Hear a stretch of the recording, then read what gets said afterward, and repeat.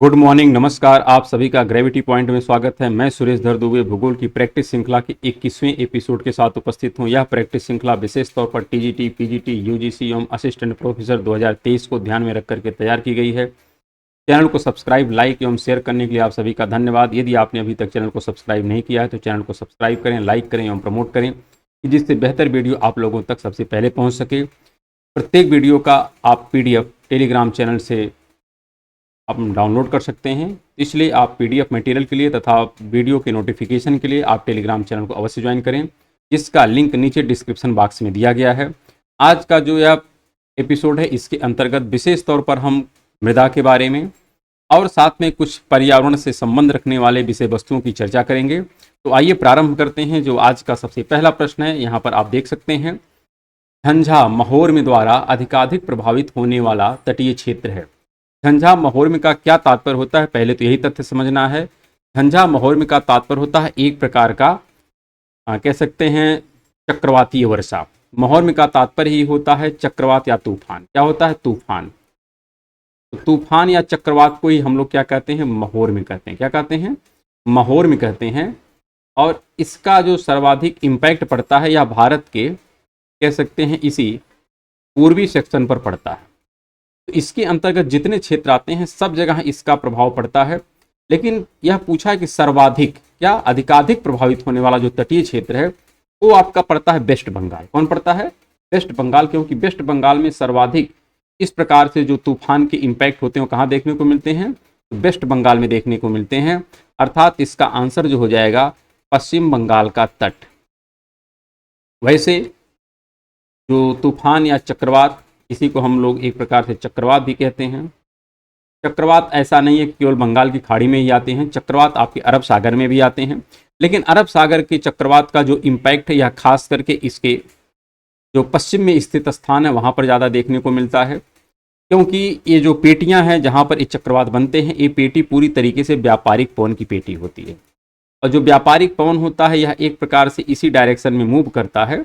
ऐसे में भारत के पूर्वी तट पर जो टकराता है वो बंगाल की खाड़ी वाले चक्रवात या तूफान वही टकराते हैं। लेकिन अरब सागर वाले सामान्यतया ये चले जाते हैं पाकिस्तान, ओमान, उधर मतलब इराक, ईरान की तरफ जाते हैं। लेकिन आपने हाल ही फिलहाल में एक चक्रवात के बारे में देखा है, और वह चक्रवात क्या विपर्जय जो था वह गुजरात के तट पर टकराया है। तो उसके पीछे कुछ और भी कारण है, क्योंकि भारतीय उपमहाद्वीप का प्रेशर इस समय काफ़ी लो हो चुका है, जिसका परिणाम था कि यह चक्रवात इधर शिफ्ट हुआ है। अन्यथा ये चक्रवात सामान्यतया पूर्व से पश्चिम की दिशा में ही शिफ्ट करते हैं, क्योंकि ये पूरे चक्रवात व्यापारिक पवन की पेटी में होते हैं।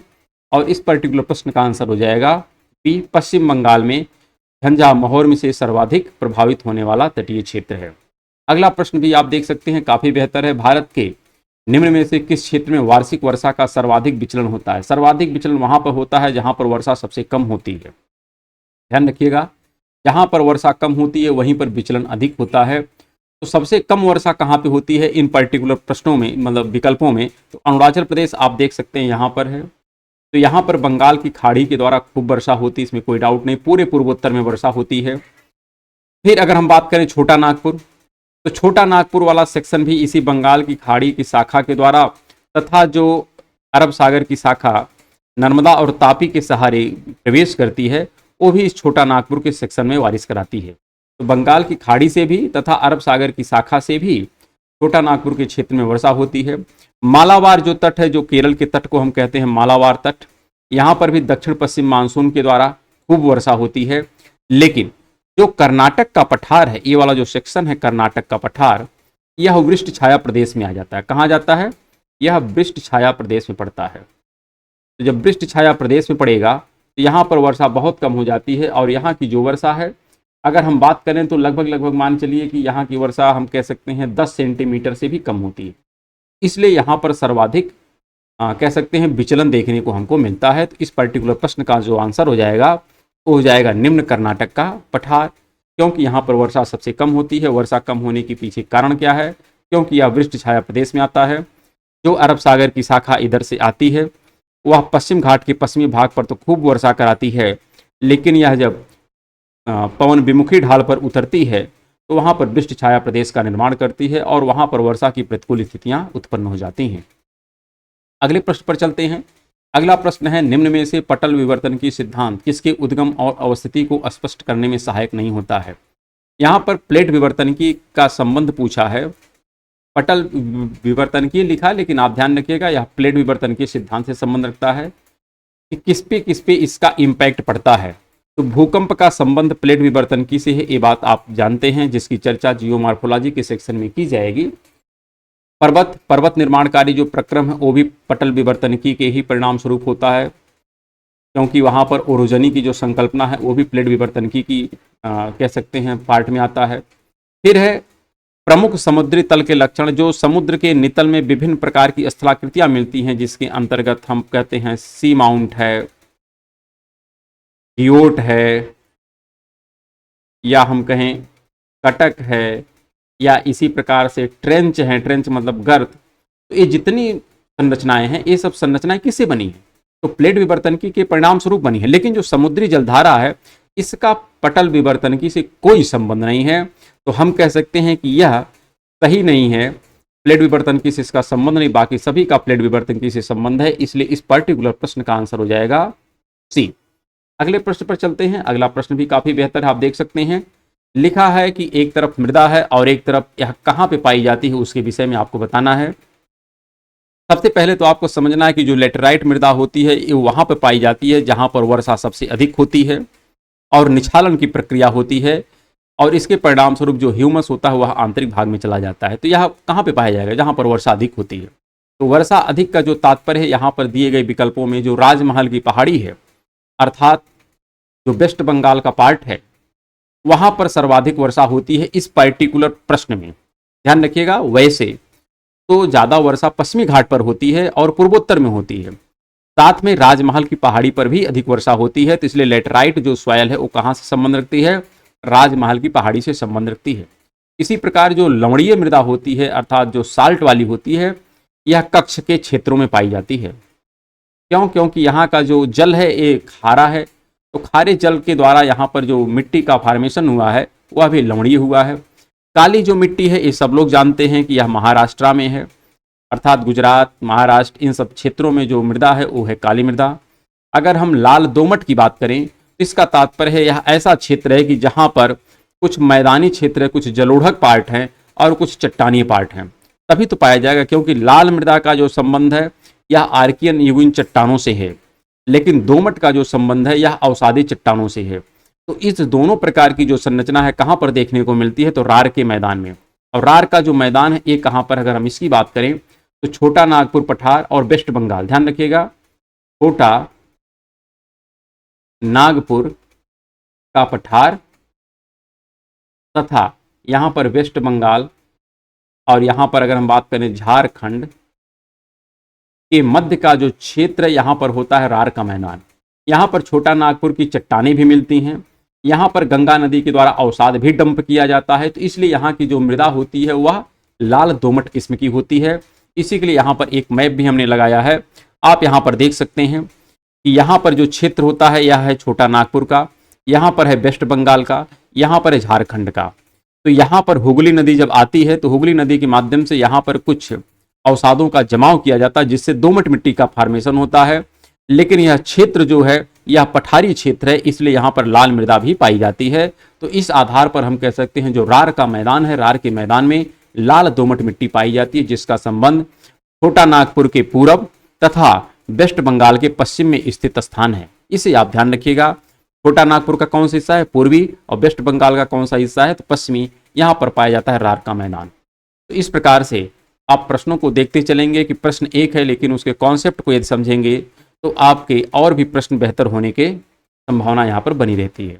अगला जो प्रश्न है आप देख सकते हैं, मैंग्रोव वनस्पति के कवरेज क्षेत्र की दृष्टि से निम्नलिखित राज्यों को अवरोही क्रम में व्यवस्थित करना है कि सर्वाधिक मैंग्रोव वनस्पति कहाँ पाई जाती है। अगर इसके विषय में आपको जवाब देना है तो वैसे ध्यान रखिए, सबसे अधिक जो वनस्पति पाई जाती है वह आपकी पाई जाती है यहाँ पर, अर्थात जो हमारा वेस्ट बंगाल है, वेस्ट बंगाल में भी सुंदरवन में सर्वाधिक मैंग्रोव वनस्पतियां पाई जाती हैं।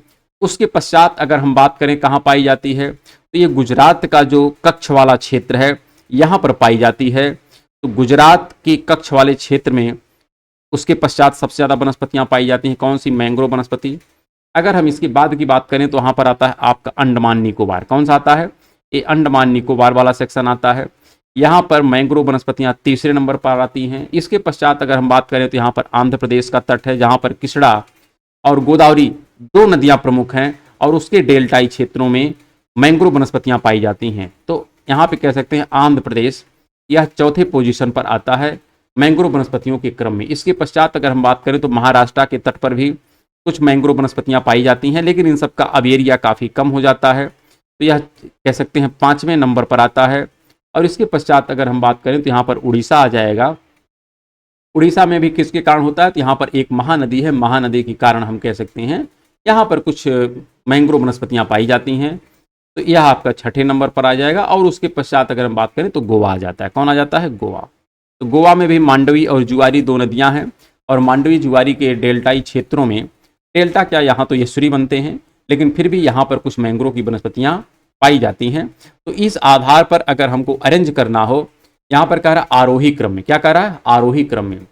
आरोही का तात्पर्य यहाँ पर अगर हम देखें तो हम कह सकते हैं यहाँ पर आपका देखिए, मतलब आरोही मतलब बढ़ते क्रम में। क्या है? बढ़ते क्रम में। अवरोही मतलब घटते क्रम में, आरोही मतलब बढ़ते क्रम में। ये आप ध्यान रखिएगा, आरोही का तात्पर्य होता है बढ़ते क्रम में। किस क्रम में?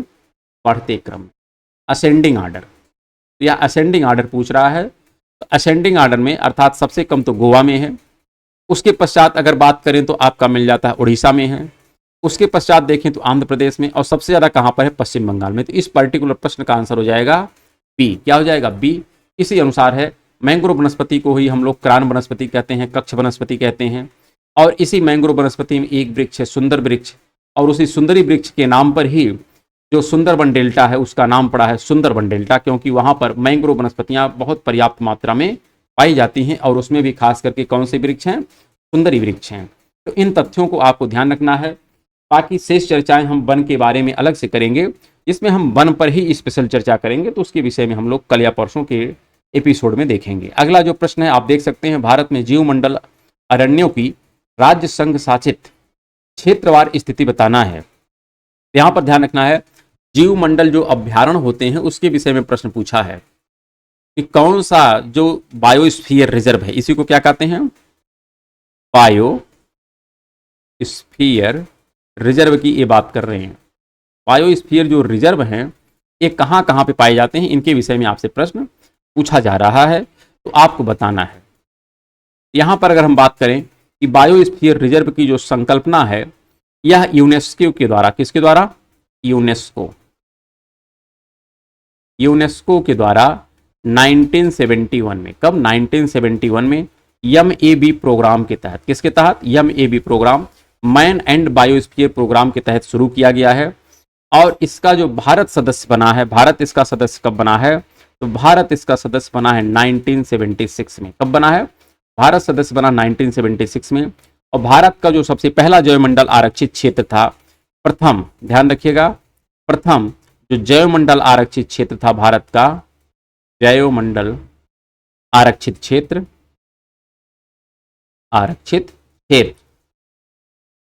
यह बना है 1986 में, जिसका नाम था नीलगिरी। क्या नाम था? नीलगिरी। तो भारत का सबसे पहला जो जैवमंडल आरक्षित क्षेत्र है उसका नाम है नीलगिरी। और यह कहाँ पर है, किसके बॉर्डर पर है? अगर इसके विषय में बात करें तो यहाँ पर दो राज्य सामान्यतः आ जाते हैं, केरल और तमिलनाडु। फिर भी अगर एक राज्य में हमको टिक करना हो तो तमिलनाडु यहाँ पर प्रॉपर जवाब दिया जाता है कि तमिलनाडु में आता है। तो इस प्रकार से यह जो बायोस्फीयर रिजर्व है इसकी संकल्पना की बात होती है। वर्तमान में जो बायोस्फीयर रिजर्व हैं इनकी संख्या भारत में कितनी है? तो वर्तमान में इनकी संख्या 18 है। कितनी है? वर्तमान में इनकी संख्या 18 है। लेकिन इसमें से 8 जो हैं, कितने? 8 नहीं, 12 को यूनेस्को की साइट पर दर्ज किया गया है। भारत ने कितने जैवमंडल आरक्षित क्षेत्र अभी तक बना रखे हैं? तो 18, लेकिन इसमें से 12 को यूनेस्को ने अपने साइट पर स्थान दे रखा है। तो ये जो बायोस्फीयर रिजर्व हैं ये किस किस स्टेट में पाए जाते हैं, इनके विषय में हम लोग थोड़ा सा पहले जानकारी रखते हैं, फिर इस प्रश्न पर हम वापस आते हैं। तो यहाँ पर आप ध्यान रखिएगा, जो हमारा बायोस्फीयर रिजर्व है, एक यहाँ पर हिमाचल, क्रम से आप देखेंगे तो याद हो जाएगा। हिमाचल प्रदेश में एक है जिसका नाम है कोल्ड डेजर्ट, दूसरा है उत्तराखंड में है नंदा देवी, तीसरा सिक्किम में है कंचनजंगा, चौथा आपका देखेंगे असम में है डिब्रूगढ़ सैखोवा प्लस मानस। तो असम में 2 हैं, डिब्रूगढ़ सैखोवा प्लस मानस, उसके पश्चात अरुणाचल प्रदेश में बात करें तो एक यहाँ पर है दिहांग दिबांग है। अगर मेघालय में बात करें तो नोकरे है, और ऐसे शिलांग रेंज की सबसे ऊंची चोटी का नाम ही नोकरे है, ये भी आपको तथ्य ध्यान रखना है। उसके पश्चात आप वेस्ट बंगाल में आएंगे तो सुंदरबन यहाँ पर बायोस्फीयर रिजर्व है। उड़ीसा में सिमलीपाल है। शेषाचलम की पहाड़ियां यह आपकी आंध्र प्रदेश में मिलती हैं, यह भी एक बायोस्फीयर रिजर्व है। फिर अगर हम बात करें कि नीलगिरी जो तमिलनाडु के सेक्शन में आती है, यह भी एक बायोस्फीयर रिजर्व है। मन्नार की खाड़ी जो भारत और श्रीलंका के मध्य में है, यह भी तमिलनाडु के सेक्शन में आती है, इसे भी एक बायोस्फीयर रिजर्व का दर्जा दिया गया है। साथ में जो अंडमान निकोबार का ग्रेट निकोबार सेक्शन है, उसे भी जैवमंडल आरक्षित क्षेत्र का दर्जा मिला है। अगर हम बात करें केरल और तमिलनाडु के सेक्शन में तो एक यहां पर है अगस्त मलाई। अगस्त मलाई भी एक आपका जैवमंडल आरक्षित क्षेत्र है। गुजरात में कच्छ की खाड़ी है, कच्छ की खाड़ी को भी कह सकते हैं एक जैवमंडल आरक्षित क्षेत्र का दर्जा मिला है। मध्य प्रदेश में दो हैं, एक का नाम है पन्ना, एक का नाम है पंचमढ़ी, और एक है जो मध्य प्रदेश और छत्तीसगढ़ दोनों के बॉर्डर पर है, उसका नाम है अचान कमार अमरकंटक। आपने नाम सुना होगा अमरकंटक। अमरकंटक जो मैकाल का पार्ट है, जहां से तीन नदियां निकलती हैं, एक का नाम सोन है, एक का नाम महानदी है और एक का नाम है नर्मदा। बाकी आप पंचमढ़ी का भी नाम सुने हैं। जब सतपुड़ा की हम बात कर रहे थे, सतपुड़ा का जो विस्तार मध्य प्रदेश में है, इसका नाम वहां पर महादेव की पहाड़ी है। महादेव की पहाड़ी का एक विस्तार पंचमढ़ी है, एक का नाम है बेतुल का पठार। तो पंचमढ़ी में ही आपकी धूपगढ़ है जो पूरे सतपुड़ा की सबसे ऊंची चोटी है। इस पर चर्चा हम लोग अतीत में कर चुके हैं। तो ये 18 आपके जैवमंडल आरक्षित क्षेत्र हैं, लेकिन इसमें से सिर्फ 12 को यूनेस्को ने अपने साइट पर स्थान दिया है। तो कौन कौन से हैं 12 स्थान जो यूनेस्को की साइट पर हैं? उसमें सबसे पहला है आपका नंदा देवी, आप देख सकते हैं, जो उत्तराखंड में है। दूसरा कंचनजंगा जो सिक्किम में है। तीसरा आप देख सकते हैं यहाँ पर मिलेगा नोकरे जो मेघालय में है। अगर हम चौथे की बात करें तो सुंदरबन है। पांचवें की बात करें तो सिमलीपाल है। छठे की बात करें तो वह आपका है नीलगिरी। सातवें की बात करें तो वह है मन्नार की खाड़ी। अगर आठवें की बात करें तो वह है आपका अंडमान निकोबार का ग्रेट निकोबार। अगर नौवें की बात करें तो वह अगस्थ्यामलाई है। 10वां आप पन्ना को कह सकते हैं। 11वां आपका पंचमढ़ी है और 12वां अचान कमार अमरकंटक है। तो इस प्रकार 18 जैवमंडल आरक्षित क्षेत्र तथा इसमें से 12 यूनेस्को की साइट पर दर्ज भारत के जैवमंडल आरक्षित क्षेत्र हैं। इनको राज्य वाइज क्रम से अगर आप देखेंगे तो बहुत स्पष्टता से याद हो जाएगा। सिर्फ दो ही राज्य हैं कि जहां पर दो दो जैवमंडल आरक्षित क्षेत्र हैं। एक आपका असम, असम में 2 है, और एक आपका है मध्य प्रदेश, मध्य प्रदेश में भी कितने हैं? तो 2 हैं। और वैसे तमिलनाडु में भी आप देख सकते हैं नीलगिरी और मन्नार की खाड़ी है, ये भी 2 आ जाता है। तो इस प्रकार से हम कह सकते हैं टोटल 18 प्लस 12, 18 में ही 12 हैं, 12 अलग से नहीं है। ये आप तथ्य ध्यान रखिएगा, ऐसा ना समझिएगा कि 12 अलग से हैं। 18 में ही 12 ऐसे हैं जिसको यूनेस्को की साइट पर स्थान मिला है। अब प्रश्न पर आते हैं। यहाँ पर प्रश्न है मेघालय, तो अभी अभी तात्पर्य स्पष्ट हो गया कि यह नोकरे से संबंध रखता है। नोकरे जो है मेघालय में है। जम्मू कश्मीर में शीत मरुस्थल है, तो शीत मरुस्थल जम्मू कश्मीर में नहीं है, बल्कि यह कहाँ पर है? तो हिमाचल प्रदेश में है। कहाँ पर है? हिमाचल प्रदेश में है। इस तथ्य को आप ध्यान रखिएगा। हिमाचल प्रदेश में आपकी है कोल्ड डेजर्ट। उड़ीसा में सिमलीपाल है, ये भी पूरा तथ्य सही है।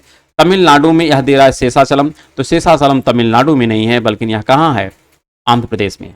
तो इस प्रकार से हमारे सिर्फ 2 ही ऑप्शन सही हैं, अर्थात पहला और तीसरा। तो इस आधार पर आपका जो विकल्प हो जाएगा वो हो जाएगा सी। तो सी आंसर सही है। और इसके आधार पर अन्य जितने भी प्रश्न बनेंगे उन प्रश्नों को भी बनाने का प्रयास करिएगा। बाकी इस पर और चर्चा हम लोग जब इन्वायरमेंट एंड इकोलॉजी पढ़ेंगे तो वहां पर डिस्कस कर लेंगे। अगले प्रश्न पर आते हैं। अगला जो प्रश्न है, निम्नलिखित में से कौन से प्राकृतिक लक्षण भारत के शुष्क मानसून वनों से संबंधित होते हैं? तो भारत का जो शुष्क मानसून वन है, इसके विषय में प्रश्न पूछ रहा है। तो ध्यान रखिएगा, जो भारतीय वनों को हम वर्गीकृत करते हैं, इसके वर्गीकरण का कुछ आधार होता है। एक आधार है कि जहां पर वर्षा 250 सेंटीमीटर से अधिक होती है, उसको कहते हैं सदाबहार किस्म के। क्या कहते हैं? सदाबहार कहते हैं। सदाबहार किस्म के वन होते हैं जो पश्चिमी घाट के पश्चिमी भाग पर पाए जाते हैं। ऐसा भी क्षेत्र भारत में है कि जहां पर वर्षा 200 से लेकर के 250 सेंटीमीटर होता है। इसको हम नाम देते हैं अर्ध सदाबहार। क्या कहते हैं? अर्ध सदाबहार। इसी प्रकार जहां पर वर्षा 100 से लेकर के 200 सेंटीमीटर होती है, उस क्षेत्र को हम लोग 2 कैटेगरी में बांटते हैं। एक होता है आर्द्र पर्णपाती। क्या होता है? आर्द्र पर्णपाती। और एक होता है जिसको कहते हैं शुष्क पर्णपाती। क्या कहते हैं? शुष्क पर्णपाती। इस तथ्य को ध्यान रखिएगा। यहाँ पर जो डिफरेंस है यह जो है यह 150 से 200 है और यह जो है 100 से 150 है। तो इस तथ्य को ध्यान रखिएगा क्योंकि यहाँ से प्रश्न के बनाए जाने की पूरी संभावना रहती है। तो आपका जो यहाँ पर देखिए यहाँ पर इस 100 है, कितना है 100, तो 100 से 150 सेंटीमीटर को शुष्क पर्णपाती कहते हैं। तो यहाँ पर जो लिखा है ना शुष्क मानसून, तो शुष्क मानसून का क्या तात्पर्य है? शुष्क मानसून जो वन है यहाँ पर वर्षा कितनी होनी चाहिए? 100 से 150। यहाँ पर क्या लिखा है? 50 सेंटीमीटर से कम। तो ये तथ्य तो गलत हो गया पूरी तरीके से। वृक्षों की जड़ें छोटी होती हैं, तो वृक्षों की जड़ें छोटी नहीं होंगी बल्कि थोड़ी बड़ी होंगी। ऐसा क्यों होगा? क्योंकि वृक्ष की जड़ अगर छोटी हो जाएगी तो जब पानी नहीं रहेगा तो पानी कहाँ से पाएंगे? जड़ें बड़ी होंगी तभी तो जाके आंतरिक भाग से ये कह सकते हैं पानी को प्राप्त कर सकते हैं। तो इस आधार पर अगर हम बात करें तो यह भी आपका क्या हो जाएगा? गलत हो जाएगा। और अगर बात करें पौधों की वृद्धि के लिए पूरे वर्ष परिस्थितियां अनुकूल होती हैं, ऐसा कदापि नहीं है क्योंकि यह अर्धशुष्क क्षेत्र में आता है। तो ऐसे में पूरे वर्ष परिस्थितियां अनुकूल नहीं होती हैं बल्कि केवल वर्षा ऋतु में परिस्थितियां अनुकूल होती हैं। तो ये भी तथ्य गलत है। हाँ, वृक्षों के बीच कांटेदार झाड़ियां घास स्थल पाए जाते हैं, ये सत्य है क्योंकि यहाँ पर कुछ ऐसे वृक्ष होते हैं चूंकि वर्षा कम हो रही है तो यहाँ पर कांटेदार वृक्ष झाड़ियां सब कुछ पाए जाते हैं। फिर हम बात करें अगर, अच्छा थोड़ा सा ध्यान रखिएगा, यहाँ पर शुष्क वन की बात किया है। अगर हम शुष्क वन की बात करें थोड़ा सा यहाँ पर, हाँ आगे हमको और डिफाइन कर देना चाहिए था। शुष्क वन की अगर हम बात करें तो यहाँ पर 100 से 150 हो गया। और अगर हम बात करें तो यहाँ पर आपका एक कैटेगरी और मिलता है जिसके अंतर्गत अगर हम यहाँ परसेंटेज की बात करें तो करीब करीब यहाँ पे मिलता है आपका 50 से लेकर के 100 और फिर एक मिलता है 25 से लेकर के 50। इसके अंतर्गत जो है यह शुष्क आता है। थोड़ा सा यहाँ पर ये देखिए ये शुष्क पर्णपाती है लेकिन यहाँ पर पूरी तरीके से शुष्क वन की बात किया है तो शुष्क वन यहाँ पर आते हैं, ध्यान रखिएगा शुष्क वन यहाँ पर आते हैं। लेकिन फिर भी 50 से 100 है तो यहाँ पर जो 50 से कम लिखा ये तथ्य गलत हो जाएगा। 50 से 100 वर्षा होनी चाहिए, 100 से 150 नहीं। 100 से 150 जो है यह एक प्रकार से पर्णपाती के अंतर्गत आते हैं। इस तथ्य को थोड़ा सा हाँ करेक्शन कर लीजिएगा। और फिर अगर हम बात करें जड़ों की तो जड़ें इसकी बड़ी रहेंगी, छोटी तो हो नहीं सकती। और इसके अंतर्गत जो वृक्ष आते हैं कौन कौन से वृक्ष हैं तो इसमें आपके सामान्यतया आम है, महुआ है, शीशम है,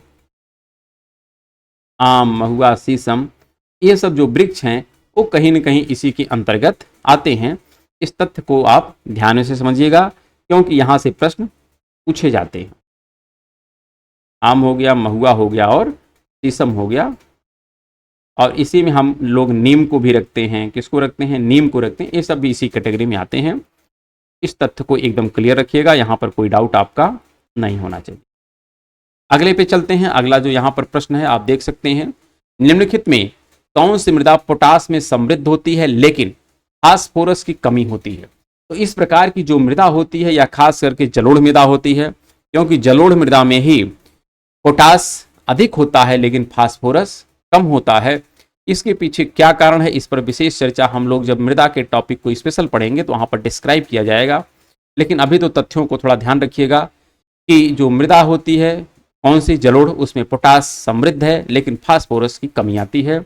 अगले प्रश्न पर चलते हैं। अगला प्रश्न आप देख सकते हैं, एक तरफ राष्ट्रीय उद्यान है और एक तरफ राज्य है कि किस राज्य में यह राष्ट्रीय उद्यान स्थित है। इस तथ्य को आपको पूरी तरीके से वैसे देखा जाए, वर्तमान में जो हमारे पास टोटल नेशनल पार्क हैं, भारत के जो टोटल नेशनल पार्क हैं, इनकी जो संख्या है नेशनल पार्क टोटल कितने हैं? 106 हैं। और इसमें भी अगर बात करें कि जो हमारा फर्स्ट था, क्या है फर्स्ट, इसका नाम है जिम कार्बेट। क्या नाम है? Jim Corbett. Jim Corbett Bharat का सबसे पहला राष्ट्रीय उद्यान है। ये तथ्य आपको एकदम क्लियर होना चाहिए, इसमें किसी प्रकार का कोई डाउट नहीं होना चाहिए। अगर हम और तथ्य की बात करें तो यहाँ पर इसका एक नाम और है, उसी को कहते हैं हैली। क्या कहते हैं? हैली या हैले। ये कहाँ पर है? उत्तराखंड में। ये भारत का सबसे पहला राष्ट्रीय उद्यान है। अगर हम लास्ट की बात करें कि जो 106 नंबर पर है उसका नाम है देहिंग पटकई। क्या नाम है? देहिंग पटकई। अब यहाँ पर ये जो है ये असम में, कहाँ पर है? असम में। अगर हम पटकई और बरेल दो पहाड़ियों की बात करेंगे तो पटकई जो पहाड़ी है यह अरुणाचल प्रदेश, असम और नागालैंड की सीमा पर है। इस तथ्य पे चर्चा हम लोग पूर्वोत्तर के भारत के अंतर्गत एक बार अध्ययन जरूर किए हैं, तो उसको आप प्रीवियस वीडियो में जाके देख सकते हैं कि पटकई कहाँ पर है और बरेल कहाँ पे है। तो देहिंग पटकई असम में स्थित एक राष्ट्रीय उद्यान है। और यहाँ पर हमको जो मिलान करना है वो मिलान करना है इन पर्टिकुलर राष्ट्रीय उद्यानों को। अगर हम असम में बात करें तो असम में आपका अभी अभी हमने डिस्कस किया है कि वहाँ पर काजीरंगा और मानस दो राष्ट्रीय उद्यान हैं। लेकिन उसके अलावा यहाँ पर जो अन्य राष्ट्रीय उद्यान है अगर उसके विषय में हम बात करें तो कलेसर जो है यह कहाँ पर है? हरियाणा में है। टोटल तो 106 हैं, सबको याद कर पाना थोड़ा मुश्किल है, लेकिन फिर भी इन तथ्यों को याद किया जाता है करंट के आधार पर कि जिस राष्ट्रीय उद्यान में हाल फिलहाल में कुछ चर्चा हुई है वहीं से प्रश्न के पूछे जाने की काफ़ी संभावना रहती है। जैसे वर्तमान में जो चीता का कह सकते हैं नामीबिया से लाया गया है, तो वो कहाँ पे लाया गया है, कैसे रखा गया है, तो इन तथ्यों के आधार पर हमको राष्ट्रीय उद्यानों को याद करना पड़ता है। तो फिर भी जो कुछ याद हो सकता है उसे याद करें और जो नहीं हो सकता उसे आप करंट के आधार पर ध्यान में रखें। नमेरी जो है कहाँ पर है? असम में है। अगर हम बात करें मोल्लेम, क्या मोल्लेम, तो मोल्लेम आपका गोवा में है। और इसी प्रकार मुरलेन ये आपका मिजोरम में है। कहाँ पर है? मिजोरम में है। तो इस प्रकार आपका जो आंसर हो जाएगा 4 1 फिर उसके बाद 2 3, 4 1 2 3 अर्थात विकल्प आपका बी हो जाएगा। यही आंसर सही है। शेष आप राष्ट्रीय उद्यानों को जहां तक हो सकता है याद करने का प्रयास करें, लेकिन इसके याद करने का एक ही ट्रिक है कि जो करंट में हाल फिलहाल में चर्चा में है उन्हीं राष्ट्रीय उद्यानों को ध्यान में रखा जाएगा। और इस पर हम लोग स्पेशल एग्जाम से पूर्व जितने भी तथ्य करंट से संबंध रखते हैं उस पर स्पेशल हम वीडियो फिर से बनाने का प्रयास करेंगे। अगला जो प्रश्न है यह प्रश्न है निम्नलिखित में से कौन सा कटिबंधीय मृदा का उदाहरण नहीं है?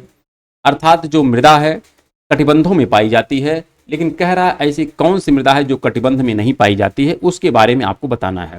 तो अगर हम बात करें कि मृदा का जो कटिबंध है, अगर इस प्रकार से आप कटिबंध बताएं जो विश्व का जलवायु प्रदेश है तो उसी के अनुसार मृदा का भी फॉर्मेशन होता है, अर्थात उनका नामकरण होता है। जो 0 डिग्री से लेकर के 10 डिग्री तक की होती है यहाँ की जो मृदा होती है ये होती है लैटेराइट। कैसी होती है? लैटेराइट। अगर इसके बाद हम बात करें 30 डिग्री तक, ऐसे आप अगर आप कैटेगराइज कर दें, थोड़ा सा इमेज सही नहीं बन पा रहा है। यहाँ पर है मानसूनी। मानसूनी में जो है यहाँ की भी मृदा कैसी होती है? लैटेराइट किस्म की होती है। कैसी होती है? लैटेराइट होती है। यहाँ पर देखिए, यहाँ पर होती है रेड येलो। क्या होती है? Red yellow. रेड येलो ये पोर्टजोल है। क्या है? पोर्टजोल है। अगर हम बात करें आपका यहाँ पर, तो यहाँ पर है ग्रे ब्राउन। क्या है? ग्रे ब्राउन पोर्टजोल है।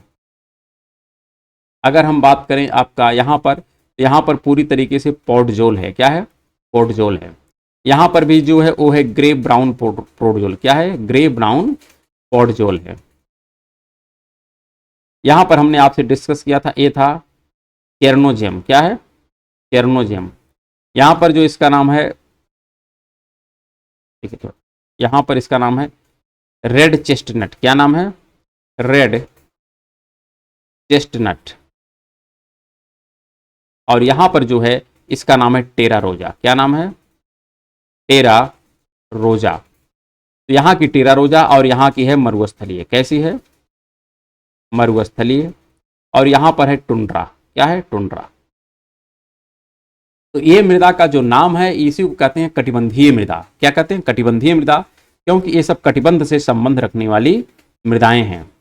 यहाँ पर आप अक्षांश भी कैटेगराइज कर सकते हैं। तो इस प्रकार से एक कटिबंध से संबंध रखने वाली मृदाएं हैं। इसमें कहीं पर भी प्रेरी जो है वो चेरनोजम का है। ये प्रेरी वाला क्षेत्र है। कौन सा है? प्रेरी वाला है। लेटराइट, चेरनोजम, प्रेरी, ये सब जो नाम हैं तो ये सब कटिबंध है, लेकिन जलोढ़ मृदा किसी कटिबंध के अंतर्गत नहीं आता है। ये आप क्लियर ध्यान रखिएगा। इसलिए यह हमारा गलत है, बाकी सब सही है। इसलिए इसका आंसर हो जाएगा ए। अगले प्रश्न पर चलते हैं। अगला प्रश्न काफी अच्छा है। मृदा क्षैतिज में जो सी परत होती है यह किसका प्रतिनिधित्व करती है, इसके विषय में प्रश्न पूछा है। यहाँ पर जो जवाब होगा वह तो हो जाएगा बी, क्योंकि यह अपक्षयी जनक सामग्री की पार्ट होता है। अगर हम मृदा प्रतिच्छेदिका की बात करें, किसकी बात करें? मृदा परिच्छेदिका। मृदा की जो परिच्छेदिका होती है इसमें 4 पार्ट होते हैं। कितने पार्ट होते हैं? 4 पार्ट होते हैं। इस प्रकार से अगर हम मृदा को बनाएं, देखो बार बार इमेज का थोड़ा इशू रहता है क्योंकि बन नहीं पाता है प्रॉपर। अगर हम बात करें, जो सबसे ऊपर लेयर होती है इसको कहते हैं एओ लेयर, ऑर्गेनिक लेयर होती है। दूसरी जो लेयर होती है इसको हम कहते हैं ए लेयर। ये होती है आपकी बी लेयर, यहाँ पर है सी लेयर और नीचे है आपकी डी लेयर। क्या है? D layer. लेकिन जो आपकी ए और बी लेयर होती है यह सॉयल है। ये क्या है? ये ट्रू सॉयल, इसको कहते हैं ट्रू सॉयल। ध्यान रखिएगा, ए और बी को क्या कहते हैं? ट्रू सॉयल कहते हैं, क्योंकि कभी काल प्रश्न पूछा जाता है ट्रू सॉयल किसे कहते हैं, तो ए और बी लेयर को ट्रू सॉयल कहते हैं। यह जो होती है यह जैविक लेयर होती है, अर्थात इसमें अभी ह्यूमस बना ही नहीं है, जैविक लेयर है। अर्थात जो वनस्पतियां हैं वो अभी एज इट इज वैसे ही पड़ी हैं, अभी इसका अपघटन नहीं हुआ है। लेकिन ए और बी में प्रॉपर सॉयल बन चुकी है। यहाँ पर अभी चट्टानी संरचना है। कैसी संरचना है? चट्टानी है। यहाँ पर क्या है? यहाँ पर अपक्षयन की प्रक्रिया चल रही है, अर्थात यहाँ पर अपघटन चल रहा है। क्या चल रहा है? अपघटन चल रहा है। तो इस प्रकार से 4 लेयर होते हैं और इन सब पर भी चर्चाएं स्पेशल मृदा के फॉर्मेशन में अलग से डिस्कस किया जाएगा। लेकिन फिर भी अभी तो जो आंसर है सी लेयर की बात किया है। अगर आपसे कभी बात किया जाए कितनी लेयर मृदा प्रतिच्छेदिका में होती है, तो वैसे 4 ही लेयर हैं, लेकिन एक जो सबसे ऊपर वाली लेयर होती है इसको कहते हैं जैविक लेयर। तो बहुत सी पुस्तकों में ए ओ की भी चर्चा की जाती है, लेकिन सामान्यतः 4 ही लेयर की बात होती है, ए बी सी और डी। तो इस तथ्य को ध्यान रखिएगा, यहाँ पर किसी प्रकार की कोई मिस्टेक नहीं होनी चाहिए। इस पर्टिकुलर प्रश्न का आंसर हो जाएगा बी। अगले प्रश्न पर आते हैं। अगला जो प्रश्न है काफी बेहतर है। यहाँ पर फ्लाइंग स्क्वेरल अर्थात इसके विषय में पूछा है। यह एक प्रकार का पक्षी है। यह निम्नलिखित में से किस राष्ट्रीय उद्यान में पाया जाता है? जीव मंडल आरक्षित क्षेत्र में पाया जाता है, उसके विषय में हमको बताना है। तो यहाँ पर जो पर्टिकुलर आंसर हो जाएगा वो हो जाएगा पंचमढ़ी मध्य प्रदेश। तो पंचमढ़ी मध्य प्रदेश में ही यह पक्षी पाया जाता है, इस तथ्य को क्लियर रखिएगा। बाकी सभी राष्ट्रीय उद्यानों में या सभी जैव मंडल आरक्षित क्षेत्रों में वह किसके लिए बनाया गया है या वहाँ पर कौन से पक्षी रहते हैं, इन सब की हम लोग और डिटेल में चर्चा जब पर्यावरण पढ़ेंगे तो वहाँ पर करेंगे। अगले, चूंकि अभी यहाँ से कुछ प्रश्न हैं तो इसको देख लेते हैं बीच बीच में, बाकी हम लोग पर्यावरण पर स्पेशल इसमें चर्चा करेंगे। अगले तथ्य पर चलते हैं। अगला जो प्रश्न है, राष्ट्रीय वन नीति 1952 ने भारत के वनों को किन दी गई 4 श्रेणियों में वर्गीकृत किया है? तो स्पष्ट तरीके से इसको एकदम कंठस्थ कर लीजिए, याद कर लीजिए कि यहाँ पर एक था संरक्षित वन। बाकी इस पर भी चर्चाएं हम लोग पर्यावरण में बहुत डिटेल में करेंगे। राष्ट्रीय वन है, ग्राम वन है और वृक्ष भूमि है। वैसे जो पहली भारत की राष्ट्रीय वन नीति आई थी यह 1927 की है। कालांतर में 1952 में आई, स्वतंत्र भारत की ये पहली थी। फिर 1988 की है और फिर लास्ट में है 2017 की है। कब की है? 2017 की है। तो इन तथ्यों को आपको ध्यान रखना है। 2017 में क्या कार्य किए गए हैं इस पर भी चर्चाएं हम लोग पर्यावरण के टॉपिक में बहुत बृहत तरीके से करेंगे। तो आइए अगले प्रश्न पर चलते हैं। अगला जो प्रश्न है आप देख सकते हैं, निम्नलिखित में से कौन सा उष्णकटिबंधीय नम पर्णपाती वनों के प्रमुख वृक्षों में से एक है? अभी हमने कहा कि जो एक आर्द्र पर्णपाती वन होता है, एक शुष्क पर्णपाती वन होता है। तो यहाँ पर जो नम पर्णपाती की बात हो रही है अर्थात आर्द्र पर्णपाती की बात हो रही है, यह ऐसे क्षेत्रों में होता है जहाँ पर वर्षा 150 से लेकर के 200 सेंटीमीटर होता है। इसमें जो प्रमुख वृक्ष हैं अगर हम इनकी बात करें तो इसमें सागौन आता है। कौन आता है? सागौन। और सागौन को ही हम क्या कहते हैं? नाम देते हैं टीक। क्या कहते हैं? टीक। तो सागौन को ही हम लोग टीक कहते हैं। और यहाँ पर कौन आता है? तो यहाँ पर साल है। साल का भी वृक्ष होता है।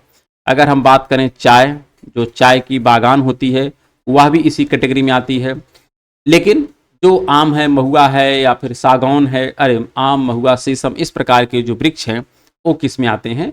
तो शुष्क पर्णपाती में आते हैं। तो इस पर्टिकुलर प्रश्न का आंसर जो हो जाएगा वो हो जाएगा टीक। टीक का ही तात्पर्य होता है क्या? सागौन। इस तथ्य को एकदम क्लियर रखिएगा, टीक को ही नाम देते हैं सागौन। अगले प्रश्न पर आते हैं। अच्छा, जो देवदार है, अगर देवदार की हम बात करें तो यह हिमालयी क्षेत्र में पाया जाता है। कहाँ पाया जाता है? यह हिमालयी क्षेत्र में पाया जाता है। इस तथ्य को भी क्लियर रखिएगा। शीशम आपका शुष्क पर्णपाती के अंतर्गत आता है।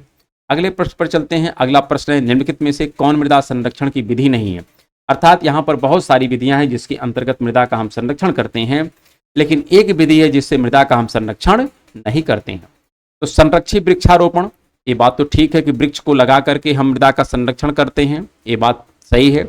वेदिकाकरण है, वेदिकाकरण से भी हम मृदा का संरक्षण करते हैं। वेदिकाकरण का यहाँ पर तात्पर्य हम एक प्रकार से ये समझ सकते हैं कि जो मेड़बंदी की प्रक्रिया होती है, कौन सी प्रक्रिया, मेड़बंदी की प्रक्रिया, मेड़बंदी कर करके, या फिर जहाँ पर ज़्यादा कटाव होता है, जैसे इसको एक तथ्य में हम इस आधार पे ले सकते हैं कि जो सीढ़ीदार व्यवस्था है, कैसी व्यवस्था है, सीढ़ीदार, पहाड़ी क्षेत्रों में, कहाँ पर, पहाड़ी क्षेत्रों में, तो वह इस वेदिका के तात्पर्य में आती है कि जो वेदी जैसा उसको बना देते हैं, क्या कर देते हैं, वेदीदार बना देते हैं, तो इसको कहते हैं सीढ़ीदार।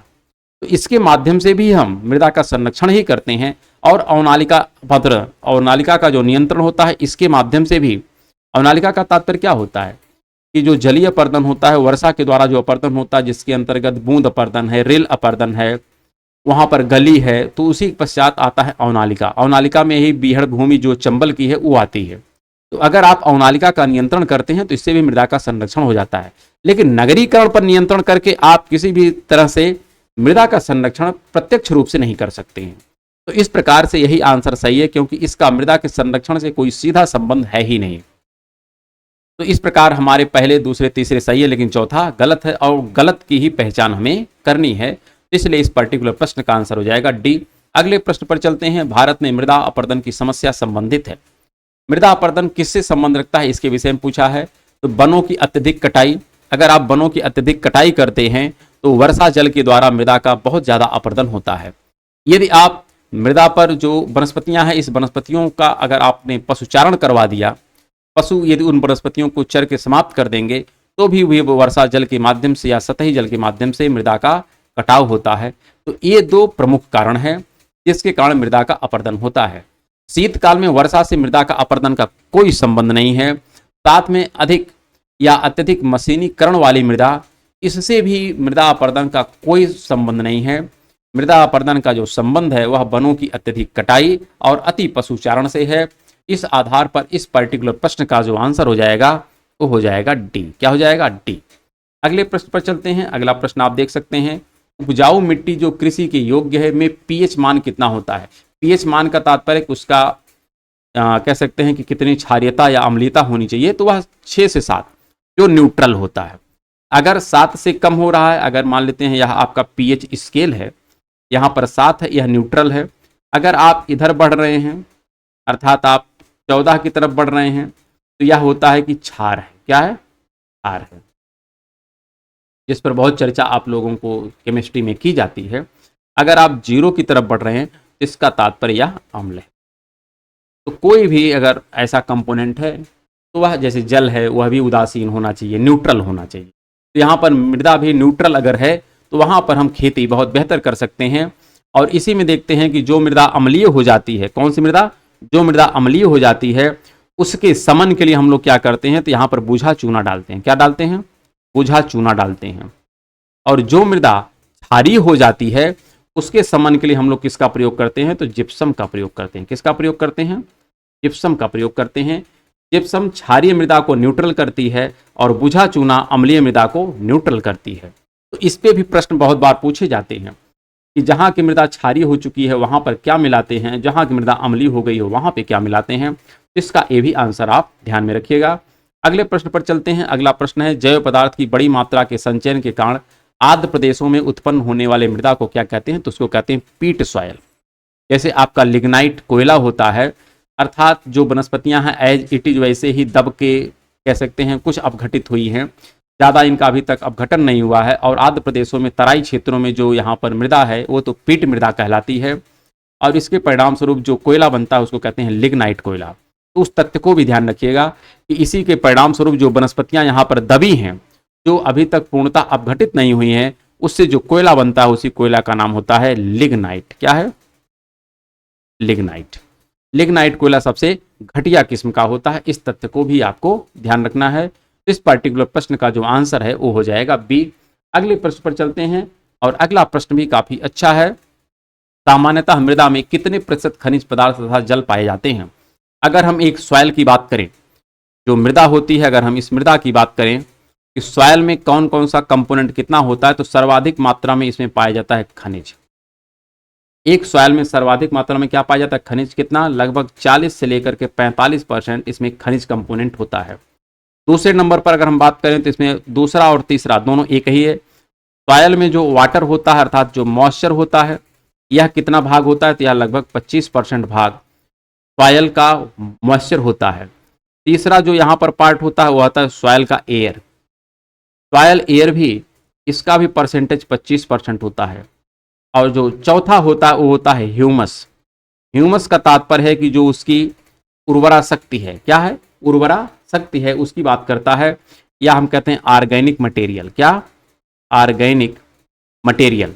इसका जो परसेंटेज है यह 5 से 10 होता है।